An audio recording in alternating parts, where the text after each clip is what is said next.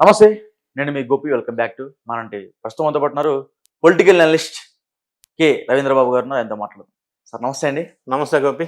So గత కొన్ని రోజుల నుంచి అంటే లైక్ ఒక 3 రోజుల నుంచి తిరుపతిలో ఏదైతే తొక్కిసలాట ఘటన ఉందో అది ఇంకా జనాలందరూ కోలుకోలేదు. కానీ పవన్ కళ్యాణ్ గారు, చంద్రబాబు గారు ఆ కుటుంబాలకి క్షమాపణ చెప్పారు.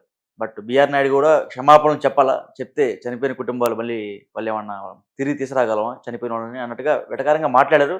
బట్ అల్టిమేట్గా క్షమాపణ చెప్పారు. కానీ అంటే రాజకీయ పరంగా ఇంకో కోణంలో చూస్తే మనం వైసీపీ వాళ్ళు హయాంలో చాలా చేశారు, అన్యాయాలు జరిగినాయి, చాలా గొడవలు జరిగినాయి, చాలా మంది చనిపోవడం జరిగింది. వాళ్ళు ఒకసారి కూడా క్షమాపణ చెప్పలేదు. సో చాలా మంది ఏమంటారంటే ఈ రెండింటికి పొందుతున్న కన్నా టీడీపీ అదే కూటమి గవర్నమెంట్ కొంచెం బెటర్గా ఉన్నట్టుగా చెప్తున్నారు. సో దాని మీద విశ్లేషణ. గోపి, తిరుపతిలో జరిగిన విషాదకరమైన సంఘటనకి లేకపోతే చనిపోయిన వాళ్ళ కుటుంబానికి ప్రగాఢమైన సానుభూతిని ప్రకటిస్తూ, సో ఆ సంఘటన మళ్ళీ మనం ఒక్కసారి ఓవరాల్గా రోజు రోజుకి డెవలప్మెంట్స్ మారిపోతూ ఉన్నాయి కాబట్టి ఈ రోజు వరకు ఉన్న డెవలప్మెంట్స్ ఒక్కసారి నిష్పక్షపాతంగా విశ్లేషణ చేసుకుంటే ఆ ఘటన జరగటం అనేది దురదృష్టకరమైన విషయం. రెండోది, అది ఎందుకు జరిగింది అనేది కూడా అప్పుడు ఈ రోజుకి అందరికీ తెలిసిన విషయమే. పద్మావతి పార్క్లో ఎక్కువ మందిని అక్కడ అసెంబ్ల్ చేయటం, కెపాసిటీని మించి అక్కడ ఎక్కువ మందిని అసెంబ్ల్ చేయటం, ఎవరో ఒక భక్తురాలకి అస్వస్థత వచ్చిందని చెప్పి గేట్ సడన్గా ఓపెన్ చేయటం, మిగతా వాళ్ళంతా ఒకరి మీద ఒకరు స్టాంపేడ్ అయిపోయి తొక్కిసలాటలో 6 చనిపోవడం జరిగింది. వీటన్నిటిని ఒకసారి మనం పరిశీలించినట్లయితే ఇప్పటి వరకు ఉన్న ప్రాథమిక సమాచారం ప్రకారం ఏదైనా ఇన్వెస్టిగేషన్ జరుగుతుంది, నిజాల తర్వాత బయటకు వస్తాయి, జ్యుడిషియల్ ఎంక్వైరీ వేశారు. సో ఇప్పటి వరకు ఉన్న సమాచారం, గవర్నమెంట్ వాళ్ళు ఇచ్చిన సమాచారం ప్రకారం ఆ పర్టికులర్ పార్క్కి ఇన్ఛార్జిగా లేకపోతే కోఆర్డినేషన్ చేస్తున్నటువంటి డిఎస్పి స్థాయి అధికారి పొరపాటు వల్ల లేదా నిర్లక్ష్యం వల్ల జరిగింది అనేది ఒక ప్రాథమిక సమాచారం. ఇందులో ఇంకేమన్నా కుట్రకోణం ఉందా అని కూడా హోమ్ మినిస్టర్ గారు ప్రస్తావించడం జరిగింది. ఈ సంఘటన ఇట్లా ఉన్నప్పుడు సంఘటన అయిపోయిన తర్వాత ఎవరైనా చేయవలసింది ఏంటంటే ఆ క్షతగాత్రుని పరిశీలించటం, వాళ్ళకి భరోసా ఇవ్వటం, వాళ్ళకి కావాల్సిన కాంపన్సేషన్ ఇవ్వటం, ఎట్లా లేకపోతే తర్వాత జరిగిన సిచ్యువేషన్ ఎట్లా కంట్రోల్ చేసి మేనేజ్మెంట్ చేయాలనేది ఆలోచన చేయాలి. అక్కడ సహాయ సహకారాలు అందించడం, సూచనలు చేయటం, వేర్ వెంట్ రాంగ్ అనేది ఐడెంటిఫై చేయటం, ఈ విధంగా ముందుకెళ్ళాలి. అందులో భాగంగానే పవన్ కళ్యాణ్ గారు సారీ చెప్పారు జరిగిన సంఘటనకి డిప్యూటీ సీఎం హోదాలో. చంద్రబాబు నాయుడు గారు కూడా చెప్పారు. వీళ్ళిద్దరూ సారీ చెప్పడం అనేది వాళ్ళ రాజకీయ మెచ్యూరిటీకి ఒక నిదర్శనం. దాంతో సారీ చెప్తూనే పవన్ కళ్యాణ్ గారు ప్రస్తావించారు, తిరుమల తిరుపతి దేవస్థానం చైర్మన్, ఈఓ శ్యామలరావు, ఏఈఓ, వీళ్ళు కూడా ఆయన పేర్లు ప్రస్తావించి వీళ్ళు కూడా క్షమాపణ చెప్పవలసిందే, ఇంకో మార్గం లేదు, నామూషేష్ క్షమాపణ చెప్పడానికి నేనే చెప్పాను, వాళ్ళు ఎందుకు చెప్పరో ఖచ్చితంగా చెప్పాల్సిందే అని నిలదీసి చెప్పడం జరిగింది పబ్లిక్లో. సో ఇది పవన్ కళ్యాణ్ గారు ఆ విధంగా మాట్లాడటం వల్ల తెలుగుదేశం వర్గాల వారికి, ఎన్డీఏ వాళ్ళకి కొంత ఇబ్బందిగా కలిగించవచ్చేమో, కానీ ఆయన మాట్లాడిన మాటల్లో తప్పు అయితే పట్టలేము. కానీ వైఎస్ఆర్ కాంగ్రెస్ పార్టీ వాళ్ళు ఆయన మాట్లాడిన దాన్ని కూడా తప్పు పడుతున్నారు. దాన్ని మనం తప్పు పట్టారా? ఓకే. ఎందుకంటే అమ్మటి రాంబాబు గాని చాలా మంది ప్రస్తావిస్తూ ఈ జరిగిన సంఘటనలో వాళ్ళు చేసిన కుట్రకోణం ఎంత ఉందో కూడా మనం విశ్లేషణ చేద్దాం నిష్పక్షపాతంగా. సో ఈ క్షమాపణ చెప్పాలన్న అంశాన్ని వాళ్ళు ప్రస్తావిస్తే ఏమంటున్నారు, క్షమాపణ చెప్తే అయిపోతుందా అంటున్నారు. రోజా అంటది 2 కోట్లు నష్టపరిహారం ఇవ్వాలా, ముఖ్యమంత్రి రాజీనామా చేయాలంటారు. అవును. పులివెందుల ఎమ్మెల్యే అంటాడు ముఖ్యమంత్రి రాజీనామా చేయాలంటాడు. ఇట్లా రకరకాలు. ఇంకొక వైఎస్ఆర్ కాంగ్రెస్ పార్టీకి సంబంధించిన బోమన కరుణాకర్ రెడ్డి అంటాడు తిరుమల తిరుపతి దేవస్థానం లడ్డు పవిత్రత దెబ్బతింది అని చెప్పి బ్లేమ్ చేశారు. ఓకే. ఆ బ్లేమ్ చేయటం వల్ల దేవుని కోపం వచ్చి ఈ విధంగా జరిగిందని ఆయన అంటాడు. ఇంకొక వైఎస్ఆర్ కాంగ్రెస్ పార్టీ నాయకుడు అంటాడు తిరుమల లడ్డు అపవిత్రత జరిగి 108 డేస్ అయింది, 108 డేస్కి హిందువుల్లో ఒక మంచి ఇంపార్టెన్స్ ఉంది కాబట్టి ఈ సంఘటన జరిగింది అంటాడు. ఈ విధంగా వైఎస్ఆర్ కాంగ్రెస్ పార్టీకి సంబంధించిన సోకాల్డ్ లీడర్స్ ఈ విధంగా ఇప్పుడు బ్లేమ్ గేమ్ ప్లే చేయటం అనేది కరెక్ట్ కాదు, అది తప్పు. వాళ్ళు చేయాల్సిన పని వాళ్ళు చేయాలి. ఇవన్నీ బ్లేమ్ గేమ్ చేస్తూనే నిన్న మనకి ఆనం రామనారాయణ రెడ్డి కన్సర్న్ మినిస్టర్ ఒక స్టేట్మెంట్ ఇచ్చారు. వీళ్ళందరూ వెళ్ళి హాస్పిటల్లో జగనన్న వస్తున్నాడని చెప్పి ఎన్డీఏ గవర్నమెంట్ని బ్లేమ్ చేయండి, జగనన్న సపోర్ట్ చేయండి అని చెప్పి పేషెంట్లకి డబ్బులు లోపల కవర్లు ఇచ్చారు అని స్వయాన ఆనం రామనారాయణ రెడ్డి మినిస్టర్ ప్రస్తావించడం జరిగింది. ఒకవేళ కవర్లు ఇచ్చి పైసలు ఇచ్చి వాళ్ళ చేత ఆ విధంగా చెప్పించుంటే అది క్రిమినల్ చర్యగా తీసుకోవాల్సిన అవసరం ఉంది. దాని ఎవిడెన్స్ తీసుకొని సీసీ ఫుటేజ్ ఇన్ని కార్యక్రమాలు చేయటం ఒక వంతు అయితే, రెండోది మనకి కుట్రకోణం ఏమి వినిపిస్తా ఉందంటే, జగన్ రెడ్డి గారు గతంలో చాలా సందర్భాల్లో, మీ దగ్గర బయట ఉంటే కూడా ప్లే చేయొచ్చు, చాలా సందర్భాల్లో ఆ పర్టికులర్ ఎస్పీ ఎవరైతే ఉన్నారో సుబ్బరాయుడు, ఆయన గురించి జగన్ రెడ్డి గారికి విపరీతమైన కోపం.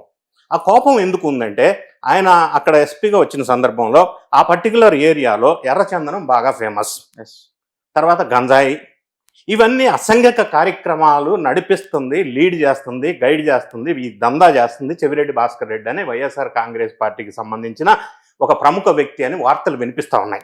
సో ఈ విధంగా ఈయన అడ్డు తగులుతున్నాడు కాబట్టి గతంలో జగన్ రెడ్డి గారు ఈ సుబ్బారాయుడు అతను ఉండటానికి వీల్లేదు, ఆయన తెలంగాణ ప్రాంతాన్ని నుంచి డిప్యుటేషన్ వచ్చాడు, ఆయన రిటైర్ అయినా తెలంగాణ వెళ్ళినా 7 సముద్రాల అవతలున్నా తీసుకొచ్చి ఆయన సంగతి తేలుస్తా అని మాట్లాడటం జరిగింది. ఆ బ్యాక్గ్రౌండ్ నేపథ్యంలో ఈ రోజు ఆయన్ని ఇబ్బంది పెట్టాలా, ఆయన అక్కడ ఉండకూడదు అన్న దురాలోచనతోటి ఆ కన్సర్న్ డిఎస్పీని మేనేజ్ చేశారా అని ఒక వార్త వినిపిస్తా ఉంది. నిజాలు ఎంక్వైరీలో బయటకు వస్తాయి, మనం ఇప్పుడు కన్ఫర్మ్డ్గా చెప్పటం లేదు. ఇప్పుడు ఏమనిపిస్తుంది, ప్రజల్లో ఏం జరుగుతుంది, మినిస్టర్స్ ఏమంటున్నారు అన్నది మాత్రమే విశ్లేషణ చేస్తున్నాం. ఆ డిఎస్పీని మేనేజ్ చేసి ఈ సంఘటనకి కారణం అయ్యారు అనేది ఒకటి. ఆ సంఘటన జరిగినప్పుడు అంబులెన్స్ రెడీ పెడితే అంబులెన్స్ డ్రైవరు 20 మినిట్స్ దాకా అందుబాటులో లేకుండా పోవటం, వీళ్ళిద్దరిని మేనేజ్ చేసి సంఘటన ఇట్లా జరిగి ఈ బ్లేమ్ చేయటం వల్ల సుబ్బారాయుడు ఎస్పీని ట్రాన్స్ఫర్ చేయటం జరిగింది. అంటే జగన్ కోరిక నెరవేరింది.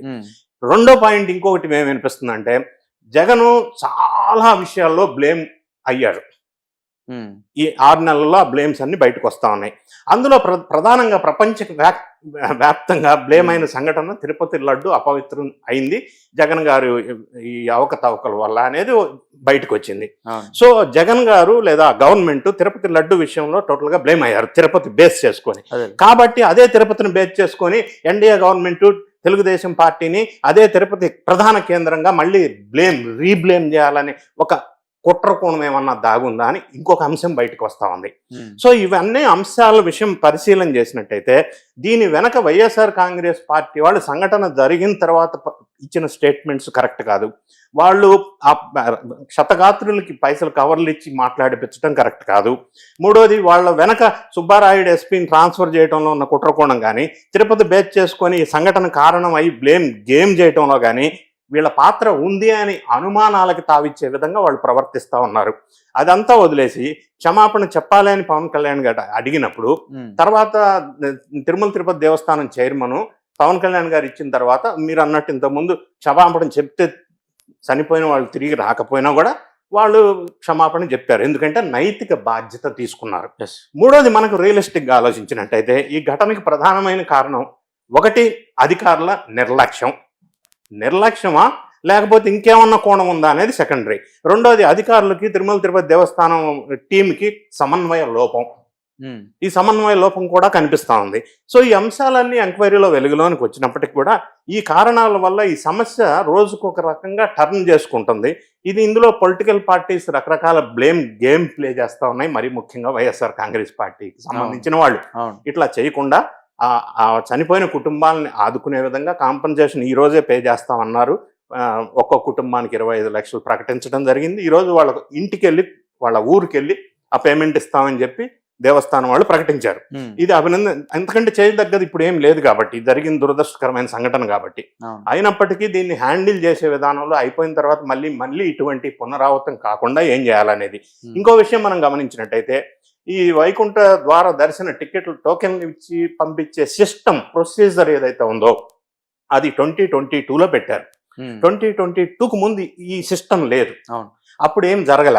2022లో జగన్ రెడ్డి గారు ఈ సిస్టమ్ పెట్టారు. సరే, ఓకే, పెట్టారు. వీళ్ళు మళ్ళీ కొత్త కమిటీ ఏర్పడిన తర్వాత సమీక్షించుకొని ఇది ఎంతవరకు మనకి కరెక్టు లేదా ఏమన్నా చేంజ్ చేయాలా అని బహుశా అంత టైం కూడా ఉండకపోవచ్చు, లేదా ఆ బోర్డుకి ఈ అధికారులకు మధ్య సమన్వయం సరిగా ఉండకపోయి ఉండొచ్చు. ఈ మాట ఎందుకు అంటున్నానంటే, చంద్రబాబు నాయుడు గారు ముందే తిరుపతి దేవస్థానం చైర్మన్ శ్యామలరావు గారు ఈఓ కొంత ఘర్షణగా మాట్లాడుకోవటం మనం చూసాం.